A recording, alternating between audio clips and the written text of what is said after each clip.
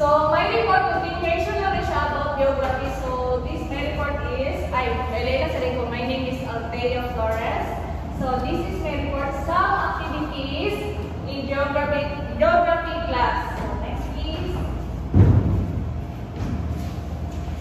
So, sa second graders, ang ilang ginagamit kay use aerial map from Google Maps or MapQuest to study their school and neighborhood. They reviewed maps from the past 10 years and drew their prediction of what their neighborhood might look like in the future. So the first one, ako yung ka example. So first kay paggalugad ng aerial maps, prediction sa hinaharap, at pagpares ng mapa. So the first one is paggalugad ng aerial maps.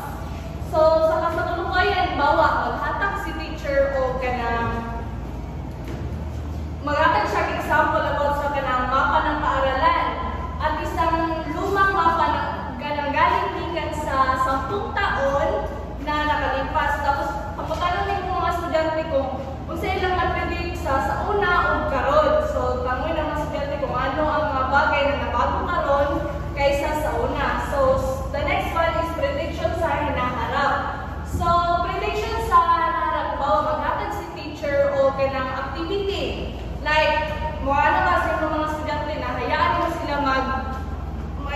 sila magguhit ng kanilang prediction or idea about sa mga itsura noon at hayaan mo sila na kanang mag-predict o magguhit sila o kanang ilang prediction sa hinaharap ngayon. So, the third one is pagpares ng mapa. So, magbigay na kasalukuyan ng lumang larawan like playground o ipares ito sa mapa. Like pag-usapan ng kung ano ang pagbabago sa una nga nahimo nga playground o karon. So, kanang murag na changes sa una o karon. So, the next one is primary level students. So, visited for local places and choose one to focus on. So, they drew a picture, described it, listed natural man-made features, and noted who uses the place divided sheet of paper.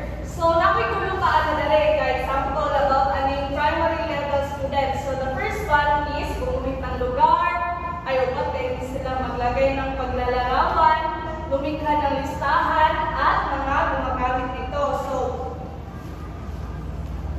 So the first one is gumamit ng lugar. So, bawa, ihati mo ang mga students sa 4 groups. Ang isa ka grupo, ang napili nila kay, para maging mo silang bus stop. Nagsulat sila dito sa ilang waiting area or shelter kung asa itong bus stop. So, naglista sila o kanang kuan.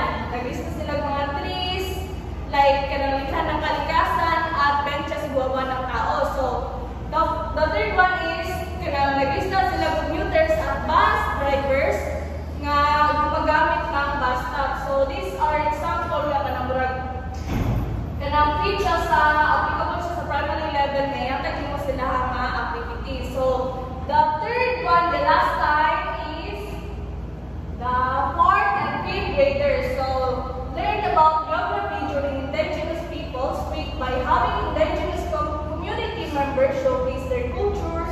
Students interviewed them, created directions to their community, and measured the distance using maps.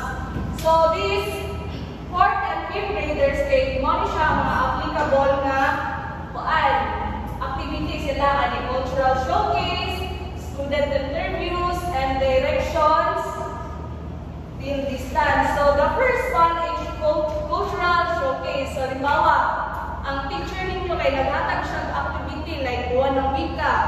So, ikaw, walang masinunsa naman yung magawa sa mga showcase ng culture. Limbawa, ikaw, ata, badyaw, daganman. So, bawa, ingana ang example sa showcase, cultural showcase. So, for the one is student interviews. So, student interviews like nagbawa maghatag sa teacher o kanang activity like kailangan nila mag-add to or mag-around kanang makita lang ninyo sa tradisyon